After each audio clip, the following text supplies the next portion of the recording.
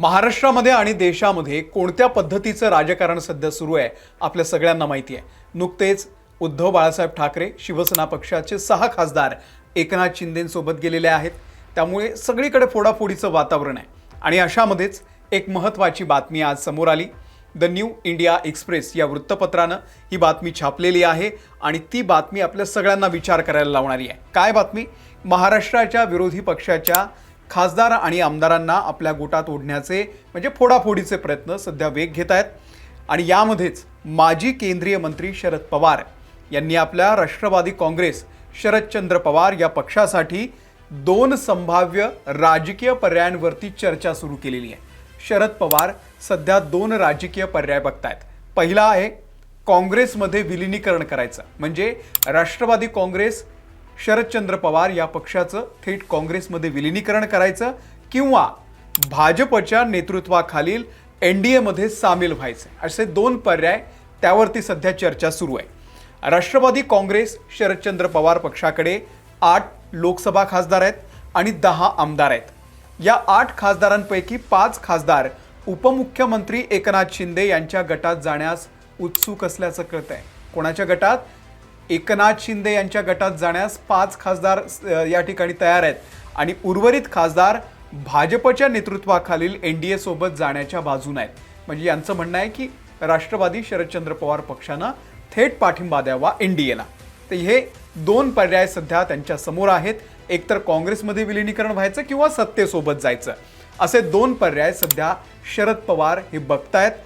पक्षाचे 10 आमदारही विभागलेले असून काहींनी काँग्रेसमध्ये विलीनीकरणाला पसंती दिलेली आहे तर काहींना सत्ताधारी पक्षामध्ये म्हणजे एनडीए सोबत जाण्यास त्यांची सुद्धा या ठिकाणी तयारी आहे। बघा, पक्षामध्ये खासदार आमदार किती आहेत? खासदार आहेत 8, आमदार आहेत 10। सगळ्यांची वेगवेगळी मत आहे। अर्ध्यांना वाटते की आपण काँग्रेस सोबत जावं, त्यामध्ये विलीन व्हावं, आणि दुसरं आहे त्यांना वाटते की आपण सत्तेमध्ये जावं। उच्च पदस्थ सूत्रांनी दिलेल्या माहितीनुसार ही बातमी द न्यू इंडिया एक्सप्रेस या वृत्तपत्रानं छापलेली आहे आणि त्यांना ज्या सूत्रांनी माहिती दिली त्यानुसार शरद पवार ज्यांनी 2दा स्वतःचा पक्ष स्थापन करण्यापूर्वी आपल्या राजकीय कारकिर्दीची सुरुवात काँग्रेसमधूनच केली होती, जर त्यांची कन्या म्हणजे कोण, लोकसभेच्या खासदार सुप्रिया सुळे आणि त्यांच्या निष्ठावंतांना मोठी भूमिका दिली तर ते राष्ट्रवादी शरदचंद्र पवार पक्ष काँग्रेसमध्ये विलीन करण्यास तयार आहेत। काँग्रेस पक्षामध्ये जर एक मोठं पद मिळालं, एक मोठी जबाबदारी मिळाली, एक मोठी भूमिका मिळाली तरच कोणाला? सुप्रिया सुळेंना, तर शरद पवार काँग्रेसमध्ये विलीन करण्यास तयार आहेत। या घडामोडीशी परिचित असलेल्या एका व्यक्तीनं, म्हणजे ह्या ज्या सगळ्या बोलणी सुरू आहे याच्याशी परिचित असलेल्या एका व्यक्तीनं नाव न सांगण्याच्या अटीवरती काय वक्तव्य केलेलं आहे ते मी तुम्हाला सांगतो।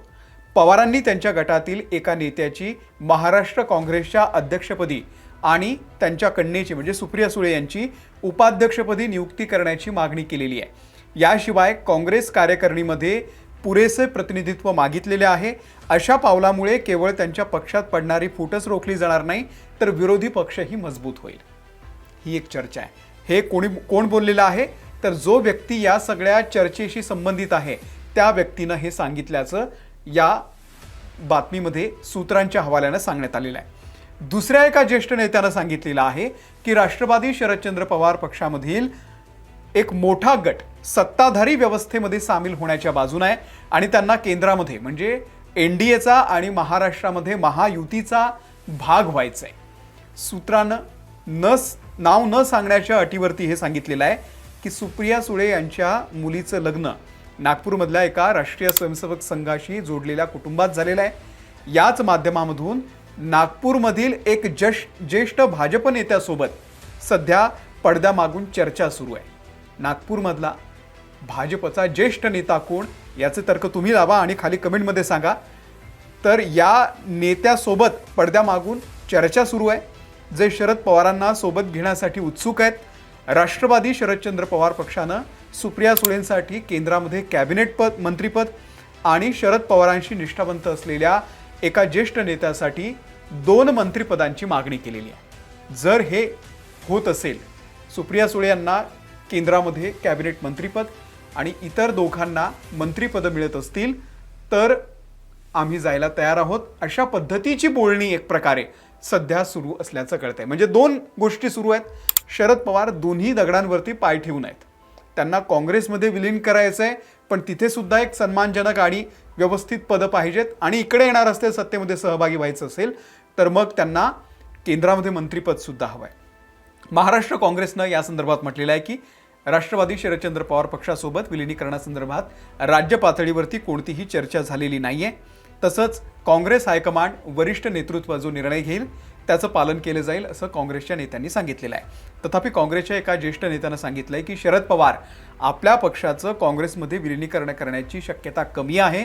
उलट ते भाजपसोबत घासाघीस करताना आपलं पारडं जड करण्याचा या चर्चेचा वापर करतायत. म्हणजे कदाचित असं होतंय की शरद पवार हे मुद्दाम ही चर्चा किंवा त्यांच्या पक्षातून ही मुद्दाम चर्चा बाहेर केली जाते की आम्ही काँग्रेससोबत सुद्धा या संदर्भातली म्हणजे विलिनीकरणाची चर्चा करतो, म्हणजे भाजपसोबत जेव्हा निगोशिएट होईल तेव्हा त्यांना आणखी मागता येईल, जेणेकरून की बाबा आम्हाला दुसरा पर्याय आमच्याकडे आहे की आम्ही काँग्रेसमध्ये सुद्धा जाऊ शकतो, आम्हाला तिकडे त्या पद्धतीची एक ऑफर आहे. तर या बाजूने तुम्हाला जास्तीत जास्त पदरात पाडून घेण्यासाठी, निगोशिएट करण्यासाठी कदाचित या चर्चेचा वापरही केला जाऊ शकतो. नाव न उघड करण्याच्या अटीवरती एका सूत्रानं सांगितलेलं आहे की स्वतः शरद पवार काँग्रेससोबत चर्चा करतायत आणि त्यांच्या कन्या म्हणजे सुप्रिया सुळे या भाजप नेत्यांच्या संपर्कात आहेत. आता तर त्यांच्या घरामध्येच म्हणजे त्यांचे सगळे सोयरे व्याही सगळे भाजपचेच आहेत. एकदा का त्यांना दोन्ही बाजूकडून अंतिम ऑफर आली, म्हणजे दोन्ही बाजूकडून त्यांना जर एक व्यवस्थित ऑफर आली तर मग ते दीर्घकालीन राजकारणाचा विचार करून यापैकी नेमका कोणता पर्याय निवडायचा हे निश्चित करू शकतात असं सुद्धा कळतंय. आता ही बातमी या द न्यू इंडिया एक्सप्रेस या वृत्तपत्रानं छापलेली आहे. आता या बातमीचे आपण दुसऱ्या बाजूनं विश्लेषण केलं पाहिजे. NDAला म्हणजे भाजपला केंद्रामध्ये खासदार हवे. कशासाठी हवेत? तर आता पावसाळी अधिवेशन सुरू होणार आहे संसदेचं. 4 महत्त्वाची विधेयकं संसदेमध्ये मांडली जाणार आहेत आणि त्यामुळे ते संमत करून घेण्यासाठी भाजपला आकडा कमी पडतोय. भाजपला 360चा म्हणजे मिशनच आहे ते, मिशन 360, आणि त्यासाठी अजूनही 40 ते 45 खासदारांची कमी आहे. ज्या प्रकारे आपल्याला खासदार हवेत त्या प्रकारे भाजप खासदार मिळवत आहे आणि त्याचाच एक भाग म्हणून शरद पवार यांचे खासदार सुद्धा NDAला हवे आहेत. आणि या बातमीनुसार शरद पवार दोघांशीही बोलतायत. अर्थात शरद पवार हे शेवटच्या क्षणी नेमका काय निर्णय घेतील हे कोणालाही कळत नाही. बऱ्याच आमदार खासदारांना असं वाटते की जी गाडी चालू आहे चालत्या गाडीमध्ये बसावं, सत्तेसोबत जावं. काहींना वाटतंय आपण काँग्रेसमध्ये जावं, कारण काँग्रेसची आणि आपल्या पक्षाची जी वैचारिक एक राखण आहे ती सेम आहे. त्यामुळे काहींना ते वाटते, काहींना हे वाटतंय. आता पुढे नेमकं काय होणार आहे ते आपल्याला माहीत नाही आहे, परंतु मिशन 360 जे आहे भाजपचं त्यांना ते गाठायचंय. त्यासाठी तृणमूल असेल, राज्यातली आपल्या महाराष्ट्रातली उद्धव बाळासाहेब ठाकरे शिवसेना असेल, तिला सुद्धा फोडलेला आहे. पुढच्या टार्गेटवरती शरद पवारांचा पक्ष आहे आणि त्याही पुढे जाऊन उत्तर प्रदेशमध्ये अखिलेश यादव यांची समाजवादी पार्टी आहे. खाली दक्षिणेमध्ये DMK सुद्धा दुखावलेली आहे. राहुल गांधी यांच्यासोबत मतभेद झालेले आहे या विधानसभा निवडणुकीनंतर आणि त्यामुळे त्यांना आता ते तर काही फुटणार नाही आहे, ती लोक कट्टर आहेत, ती फुटत नाहीत. पण त्यांना काही वेगळी प्रलोभनं दाखवून, त्यांना काही वेगळ्या पद्धतीच्या ऑफर देऊन या 4 विधेयकांच्या वेळी त्यांचा पाठिंबा मिळतो का यासाठी सुद्धा NDAचे सध्या प्रयत्न सुरू आहेत.